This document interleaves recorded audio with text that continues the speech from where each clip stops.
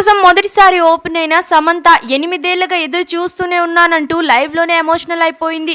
తన బిడ్డల కోసం దాదాపు 8 ఏళ్ల నుంచి ఎదురు చూస్తూనే ఉంది శామ్. ఇన్నాళ్ళకి తన మనసులో మాటలన్నీ బయట పెట్టేసింది. శామ్ కి మయోసిటీస్ వచ్చాక తన జీవితంలో మళ్ళీ సినిమా హీరోయిన్ గా చేస్తారని అనుకోలేదట. కానీ శామ్ లైఫ్ లోకి రాజ్ వచ్చాక అటు హీరోయిన్ గా ఇటు బిజినెస్ ఉమెన్ గా తనకంటూ ప్రత్యేకమైన స్టార్డమ్ నైతే సంపాదించుకుంది. ఇప్పుడు తను తల్లి కాబోతోంది. తన లైఫ్ లో కోరుకున్నవన్నీ ఇప్పుడే జరగడం మొదలయ్యాయి.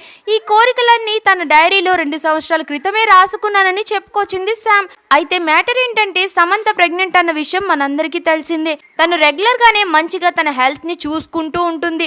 అయితే సమంత దగ్గర నుంచి వచ్చిన లేటెస్ట్ శుభవార్త ఏంటంటే శామ్ ఇప్పుడు ట్విన్స్ బేబీకి జన్మనివ్వబోతోంది. అయితే ప్రెసెంట్ సమంత మంచి ట్రిప్ లో ఉందన్నమాట. హ్యాపీగా తను థాయిలాండ్, వియత్నాం లాంటి సౌత్ ఈస్ట్ కంట్రీస్ అన్నింటినీ తను హ్యాపీగా తిరిగేస్తోంది. తను ట్రిప్ లో ఉన్న సమయంలోనే సమంత డాక్టర్ దగ్గరికి వెళ్ళిందన్నమాట.